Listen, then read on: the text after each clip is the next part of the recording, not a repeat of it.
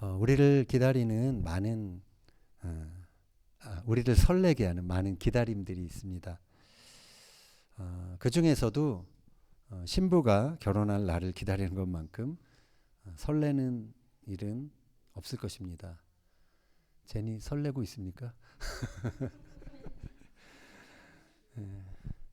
우리가 기다리면서 하는 것이 있습니다. 그것은 카운트입니다. 손으로 그 날을 꼽는 것이죠.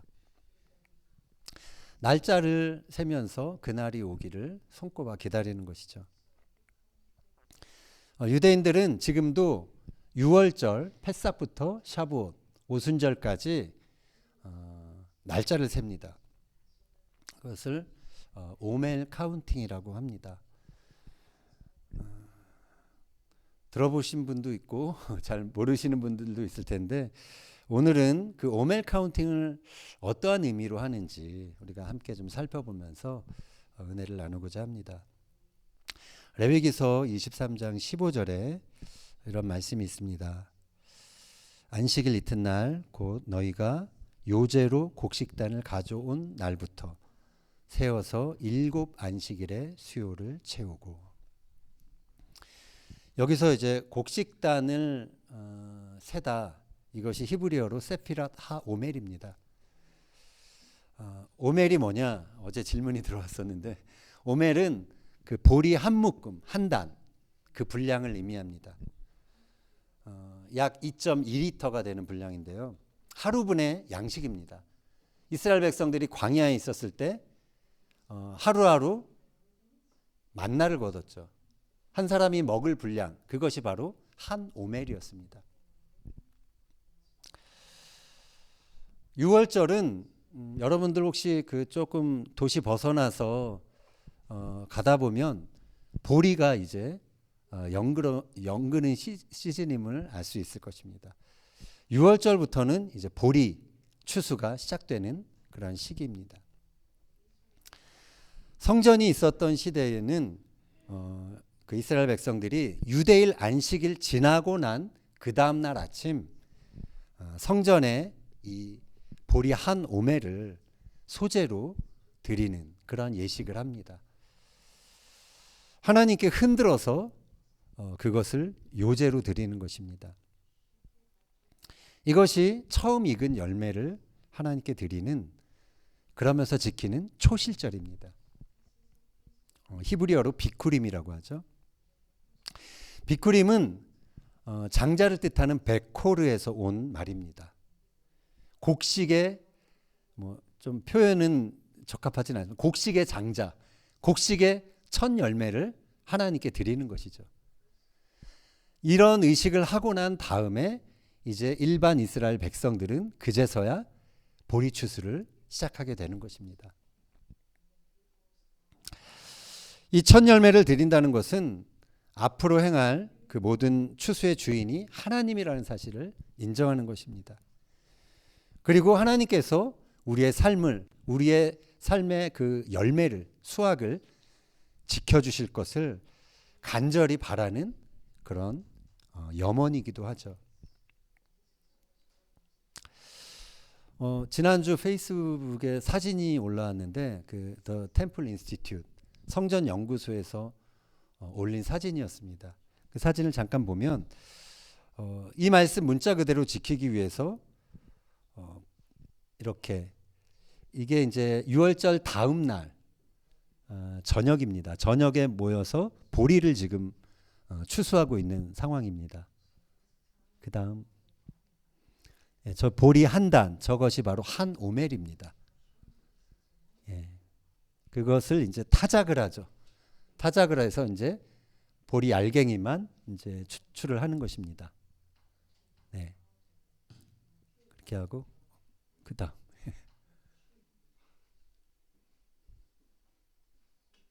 안 돼요? 네, 그다음 네, 그리고서 제사장 복장을 한 이 사람이 곱게 빤 그 가루를 소재로 성전으로, 지금 성전은 없지만 성전이 있는 것을 바라면서 그렇게 가져가는 그러한 의식을 했습니다. 레위기서 23장 16절 한번 같이 읽겠습니다. 일곱 안식일 이튿날까지 합하여 50일을 계수하여 새 소재를 여호와께 드리되. 자, 유대인들은 이 초실절은 그러니까 이번에 딱 그렇게 맞았는데요. 금요일 날 그 유월절 에레브잖아요. 유월절이 시작이 되는.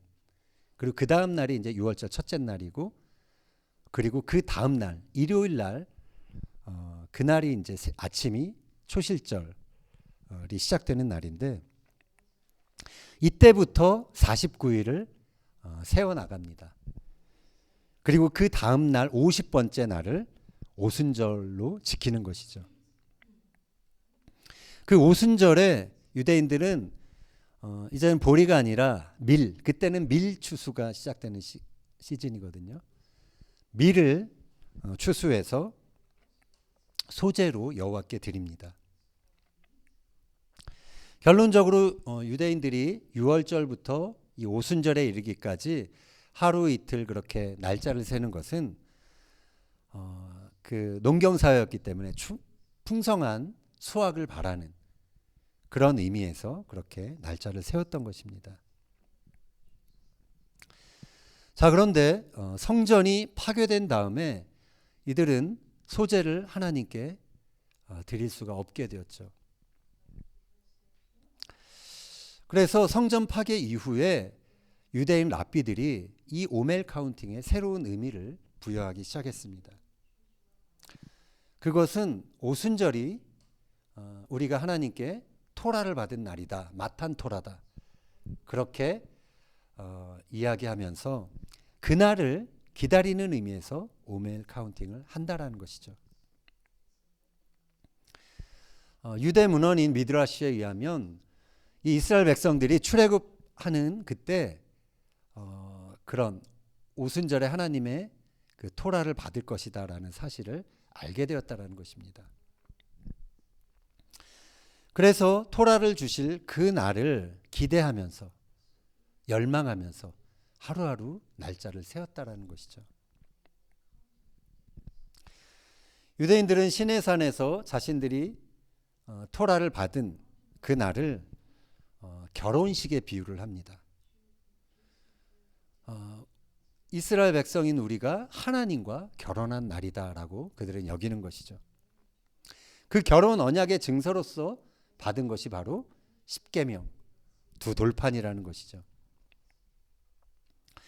이 결혼식은 신랑이신 하나님과 신부인 이스라엘 백성들이 모두가 기다려온 그런 날이었습니다.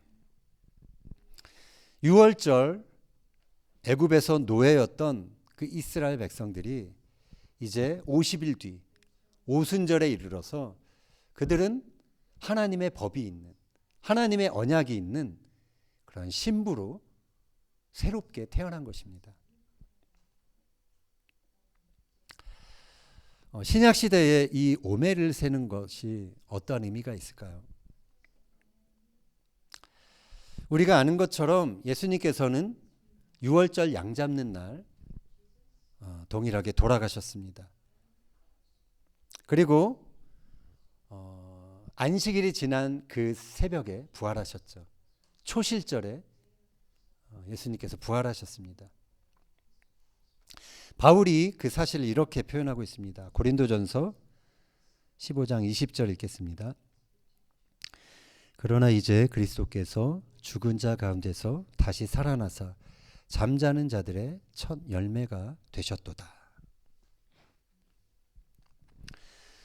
예수님께서 모든 죽은 사람들의 그러한 첫 열매로 부활하셨다라는 것이죠.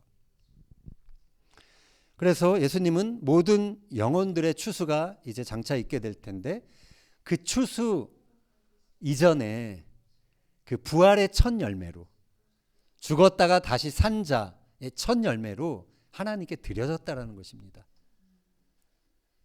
예수님이 장자잖아요. 베코르. 예수님이 장자로 드려진 날, 그것이 바로 비쿠림입니다. 초실절입니다.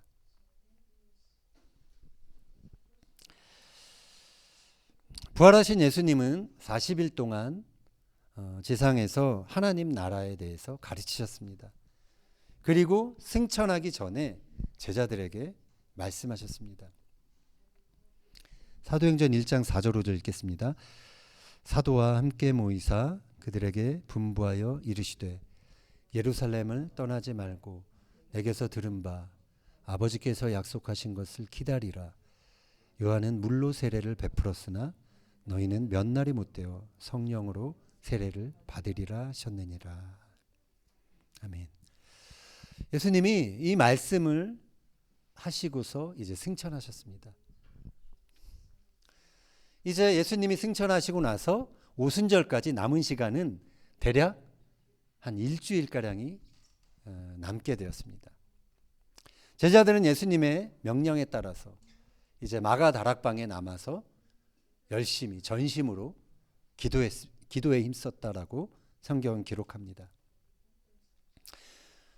이들은 오매를 카운팅하는 그 기간에 그들 역시 오순절을 기다리면서 아버지의 선물, 약속, 그 성령이 임하기를 그렇게 열망하며 하루하루를 세워 나갔을 것입니다. 그리고 마침내 오순절 날이 이르렀을 때 그들이 약속하신 하나님의 영, 성령을 받게 된 것이죠. 구약의 오순절이 토라를 선물로 받은 날이라면 신약의 오순절은 성령을 선물로 받은 날이 된 것입니다. 구약의 오순절 이스라엘 백성들이 하나님의 신부로 탄생했다면 신약의 오순절에는 교회가 주님의 신부로 탄생한 날이 된 것입니다. 12세기 유대인 철학자인 마니모이데스 람밤이라고 하는 아주 대랍비가 있습니다. 이 사람이 이렇게 말했습니다. 노예의 신분에서 풀려났다고 해서 모든 것이 끝난 것이 아니다. 새로운 법, 십계명이 주어졌을 때 그들은 비로소 진정한 자유를 가질 수 있었다. 구약시대 출애굽한 것이 다가 아니다라는 것이죠. 출애굽한 이스라엘 백성들이 오순절에 이르러서야 하나님의 법을 그들의 손에 받아 들었을 때 그들은 비로소 하나님의 법을 아는 백성으로 그렇게 새롭게 태어난 것이다라는 의미의 말인 것입니다. 신약의 성도들 역시 오순절에 성령을 받음으로 그제서야 주님을 정말로 사랑하고 따를 수 있는 주님의 제자로 거듭나게 됩니다. 성령이 임했을 때 그들의 성품과 관점과 삶을 바라보는 시각이 바뀌게 된 것입니다. 우리가 베드로의 변화를 잘 알 것입니다. 6월절 전날 밤 그는 예수님을 3번이나 부인했습니다. 그런데 50일 뒤인 오순절에 그는 성령을 받게 되죠. 성령의 사람으로 거듭나게 됩니다. 초실절 부활하신 예수님을 베드로가 만납니다. 그리고 그가 오순절에 성령의 인침을 받고 그의 마음에 주님을 향한 그 사랑의 불이 붙게 된 것입니다. 그 후에 베드로는 완전히 다른 사람이 되죠. 죽기까지 하나님 나라의 열매 맺는 일에 자신을 헌신하는 그런 제자가 된 것입니다. 이 6월절 기간에 유대인들이 기존에 읽던 토라 포션 본문이 아니라 6월절에 관련된 그러한 토라의 부분들을 읽습니다. 그리고 덧붙여서 이들이 아가서를 이 6월절 기간 동안 읽게 됩니다. 왜 아가서를 6월절 기간에 읽을까요? 그것은 아가서가 신부의 사랑 노래이기 때문에 그렇습니다. 유대인 랍비들은 출애굽 사건이 단지 민족적 차원에서 이루어진 그런 사건으로 그것으로만 기억되기를 원치 않았습니다. 각자 자신들에게 의미 있는 사건으로 기억되기를 원했던 것입니다. 그래서 아가서를 읽으면서 출애굽의 그 사건, 그것이 나에게 일어난 영적 사건인 것으로 그렇게 마음에 새기길 원했던 것이죠. 단지 하나님이 하신 하나님이 역사적으로 어떤 일을 행하신 그러한 일이 아니라 내 개인적으로 나를 하나님의 사랑으로 이끈 그 사건으로 기억하길 원했던 것입니다. 출애굽은 이스라엘 백성들이 노예에서 해방되어 하나님과의 언약으로 들어간 사건입니다. 그리고 출애굽 이야기는 하나님께서 이스라엘 백성의 남편이 되어서 그들과 함께 이제 삶의 여정을 같이 하는, 함께 걷는 그런 일에 관한 이야기인 것이죠. 아가서도 마찬가지의 맥락의 이야기입니다. 스스로를 검다고 그렇게 여겼던 술람미 여인이 사랑하는 사람을 만나 이제 영원한 언약적 사랑의 관계에 들어간 것이죠.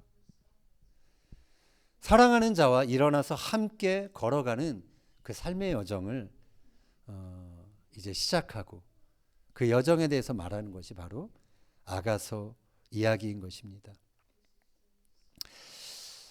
지난 주간 저도 이제 아가서 말씀을 이렇게 한번 쭉 보면서 좀 재밌는 사실을 발견했어요. 신부의 고백이 점차 변했다라는 것을, 점차 더 성숙한 고백으로 변했다라는 것을 좀 보게 되었습니다. 7장 10절에 나오는 고백을 먼저 한번 잠깐 보겠습니다. 신부의 고백입니다. 신랑을 사랑하는 사람을 향한. 나는 내 사랑하는 자에게 속하였도다. 그가 나를 사모하는구나. 신부는 이렇게 신랑의 사랑을 확신하면서 내가 이 사람의 소유된 것을 그렇게 고백하고 있습니다. 자, 그런데 이 고백이 있기까지는 좀 변화의 과정이 있었습니다. 아가서 처음 부분 2장 16절에서 신부는 이렇게 고백을 했었습니다. 내 사랑하는 자는 내게 속하였고 나는 그에게 속하였도다. 도디리 베 아니 로. 뭘 먼저 고백했죠?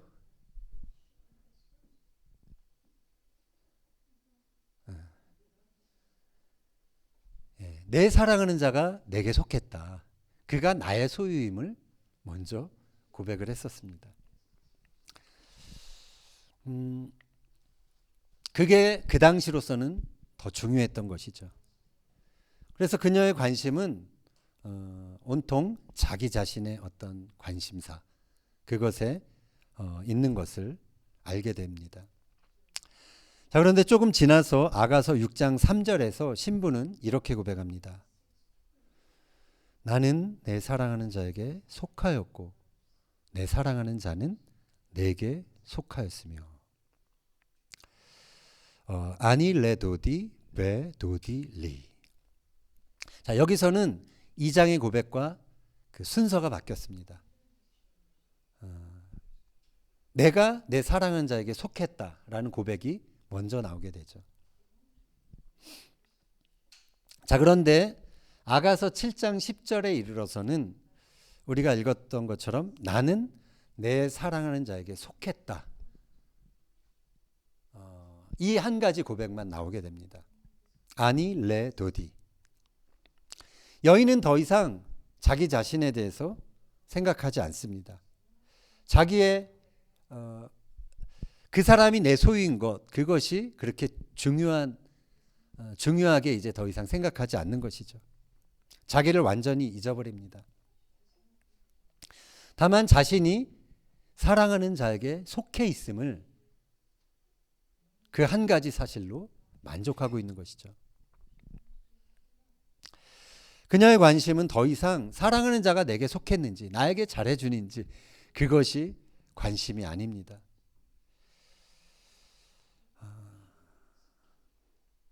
어떻게 그렇게 될 수 있었을까요? 그것은 이 여인이 사랑하는 그 사람이 나를 사랑하고 있구나 그 확신을 그 마음속에 품었기 때문에 더 이상 그 사랑에 대한 의심이 없기 때문에 이제 이렇게 자신이 그 사람에게 속해 있다라는 고백으로 만족할 수 있는 사람이 된 것입니다. 사랑에 대한 의심이 사라질 때 우리는 온전히 헌신할 수 있습니다. 온전히 상대방에게 나 자신을 다 줄 수 있는 사람이 되는 것입니다. 나의 즐거움과 나의 관심을 위해서가 아니라 사랑하는 자의 즐거움과 관심을 위해서 온전히 헌신할 수 있게 되는 것입니다. 베드로가 그랬습니다. 베드로가 예수님을 3번이나 부인하고 자괴감에 빠졌죠. 그는 그 전까지만 해도 누구보다도 나는 주님을 사랑합니다. 다른 사람이 주를 부인할지라도 나는 주를 부인하지 않겠습니다라고 맹세했던 사람이었습니다. 그는 어쩌면 그의 야심, 그의 어떠한 바램, 자기의 어젠다, 자기 관심을 놓치지 않고 주님을 따랐던 그냥 주님의 매력에 끌려서 주님을 따라가다 보면 뭔가 좋은 일이 일어날 것 같아서 주님을 가장 열정적으로 따르는 수제자가 되었었죠.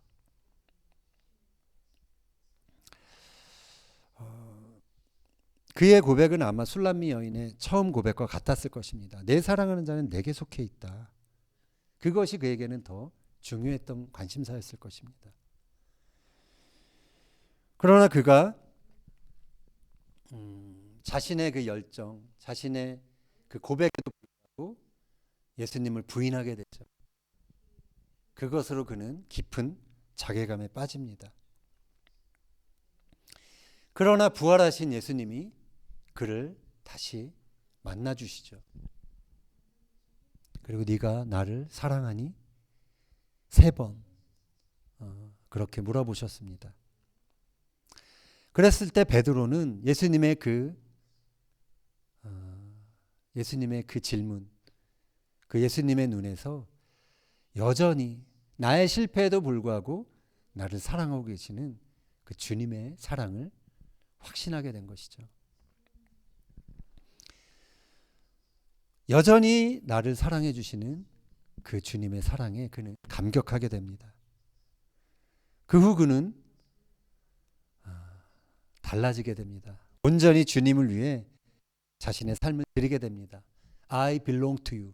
나는 주님께 속해 있습니다. 원하시는 뜻대로 나의 삶을 드립니다.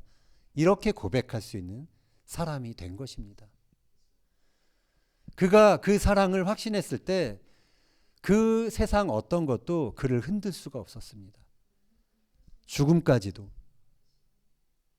그 베드로 안에 시작된 그 사랑의 여정을 막을 수가 없었습니다. 사랑이 죽음보다 강하기 때문에 베드로가 확신하는 그 사랑이 죽음보다 강하기 때문에 그는 십자가에 거꾸로 달려서 주님을 부인하지 않고 순교할 수 있었던 것이죠. 사랑에 빠진 사람들의 특징이 있습니다. 앞뒤를 잘 계산을 못하죠. 그 사랑하는 사람을 위해서 아낌없이 헌신하게 됩니다. 배타적이고 헌신적이고 또 자원하는 마음으로 가득하죠. 그들의 감정은 불처럼 맹렬합니다. 사랑하는 사람을 위해서 내 것을 아끼지 않고 내어줍니다. 낭비하는 것을 아까워하지 않습니다. 아가서는 그런 사랑을 이렇게 표현합니다. 아가서 8장 6절 7절 같이 한번 읽겠습니다. 너는 나를 도장같이 마음에 품고 도장같이 팔에 두라. 사랑은 죽음같이 강하고 질투는 스올같이 잔인하며 불길같이 일어나니 그 기세가 여호와의 불과 같으니라. 많은 물도 이 사랑을 끄지 못하겠고 홍수라도 삼키지 못하나니 사람이 오히려 멸시를 받으리라. 아멘. 술람미 여인이 결국 이러한 사랑에 빠지게 된 것입니다. 그 사랑하는 자의 그 사랑을 그 마음속에 확신하게 된 것이죠. 그래서 그도 이렇게 고백합니다. 아가서 7장 11절 12절 읽겠습니다. 내 사랑하는 자야, 우리가 함께 들로 가서 동네에서 유숙하자. 우리가 일찍이 일어나서 포도원으로 가서 포도음이 돋았는지 꽃술이 퍼졌는지 석류꽃이 피었는지 보자. 거기에서 내가 내 사랑을 내게 주리라. 사랑하는 사람은 내가 사랑하는 그 사람과 함께 모든 아름다운 순간을 함께 하고 싶죠. 그래서 여인도 그렇게 제안하고 있습니다. 그리고 사랑하는 자에게 자신의 사랑을 아낌없이 주길 원한다라고 그렇게 표현하고 있습니다. 13절도 읽겠습니다. 합한 채가 향기를 뿜어내고 우리의 문 앞에는 여러 가지 귀한 열매가 새것 묵은 것으로 마련되었구나. 내가 내 사랑하는 자 너를 위하여 쌓아둔 것이로다. 여인은 자신이 그동안 땀 흘려 그렇게 아름답게 가꾼 그 열매를 사랑하는 자와 함께 나누기를 원하고 있습니다. 새 것과 묵은 것으로 마련된 그 열매들을 사랑하는 자를 위해서 내가 쌓아둔 것이다 라고 그렇게 말하고 있는 것입니다. 신앙의 문제는 내가 교회를 잘 나가는지 아닌지 그런 차원의 것이 아니죠.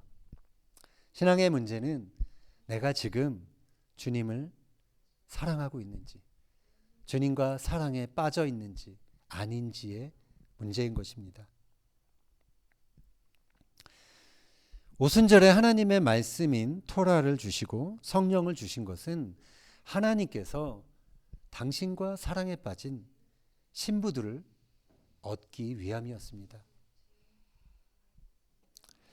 결국 오매를 세는 것은 과거 농경사회 때는 오순절을 통해서 시작될 풍성한 추수를 바랬던 그런 의미가 있지만 이제 구약에나 지금에나 사실 본질적인 그 목적은 하나님과 사랑의 관계, 그것을 새롭게 불붙이기 위한 그런 의미가 있는 것입니다. 예수님은 대제사장과 백성들의 장로들 앞에서 이런 말씀을 하셨습니다. 마태복음 21장 43절 읽겠습니다. 그러므로 내가 너희에게 이르노니 하나님의 나라를 너희는 빼앗기고 그 나라에 열매 맺는 백성이 받으리라. 자, 대제사장, 백성들의 장로, 이 사람들은 누구보다도 하나님 나라의 어떤 그것을 소유할 수 있는 그런 자부심으로 가득했던 사람들이죠. 그러나 예수님은 의외의 말씀을 하셨습니다. 그 하나님의 나라를 너희는 빼앗기고 그 나라에 열매 맺는 백성들이 받게 될 것이다 라고 말씀을 하셨습니다. 우리가 주목해야 될 사실이 있습니다. 그것은 주님은 여기 있는 우리 모두가 하나님 나라에 열매 맺는 백성이 되기를 원한다라는 것입니다. 어떤 종교적인 타이틀이나 어떤 외형적으로 보여지는 그러한 종교적인 모습이 아니라 하나님이 원하시는 그 하나님 나라를 위한 열매를 맺는 그러한 사람들이 되기를 원하신다라는 것이죠. 하나님 나라의 열매는 어떻게 맺을 수 있을까요? 그것은 우리의 귀에 하나님의 말씀이 들려져야 합니다. 그리고 우리의 마음에 하나님의 성령의 불이 임해야 하는 것입니다. 그랬을 때 우리의 마음은 하나님을 향한 그 사랑으로 불붙게 됩니다. 그랬을 때 하나님 나라의 열매 맺는 일에 관심을 가지고 우리가 기꺼이 우리의 삶의 소유와 주도권을 주님께 내어드리며 우리의 삶을 헌신할 수 있게 되는 것입니다.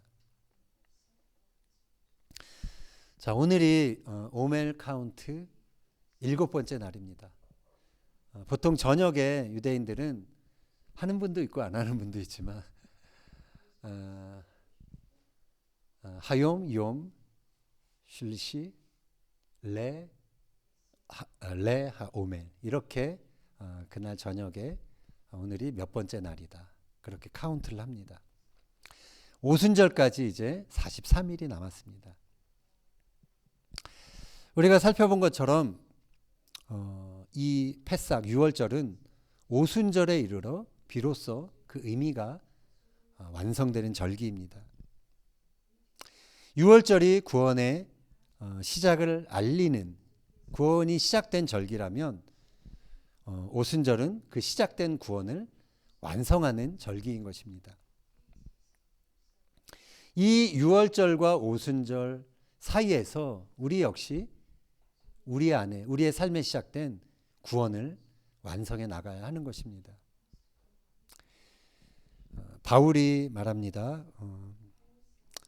이 말씀 마지막으로 같이 한번 읽겠습니다. 로마서 5장 7절 8절 의인을 위하여 죽은 자가 쉽지 않고 선인을 위하여 용감히 죽은 자가 혹 있거니와 우리가 아직 죄인 되었을 때에 그리스도께서 우리를 위하여 죽으심으로 하나님께서 우리에게 대한 자기의 사랑을 확증하셨느니라. 아멘. 우리가 우리의 신랑 되신 하나님, 우리의 신랑 되신 주님의 사랑을 어떻게 마음에 확신할 수 있을까요? 예수님의 십자가 사건이 그냥 2000년 전에 인류를 위해 벌어진 그냥 일반적인 사건이 아니라 그것이 어떻게 나에게 일어난 사건이 될 수 있을까요? 그것은 우리의 믿음을 통해서입니다. 바울이 기록한 것처럼 우리가 아직 죄인 되었을 때 그리스도께서 우리를 위해 죽으셨다. 그래서 하나님께서 우리를 향한 우리에 대한 하나님의 사랑을 확증해 주셨다라고 바울은 기록하고 있는 것입니다. 우리가 그래서 주님이 나를 위해서 죽으셨구나.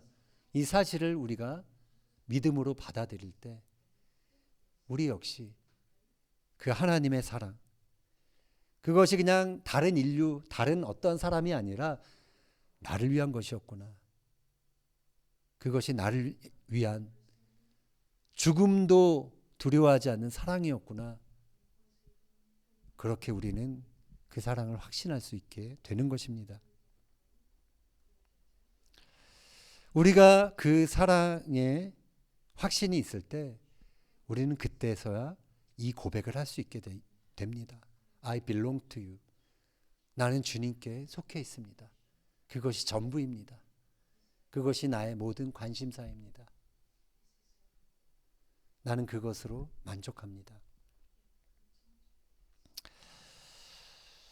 우리가 하나님의 사랑을 확신하고 그리고 우리가 이렇게 나는 주님께 속해 있습니다라고 고백할 수 있을 때 우리 역시 사랑으로 응답하며 주님과의 그 신부된 자로 삶의 여정을 시작할 수 있게 되는 것입니다.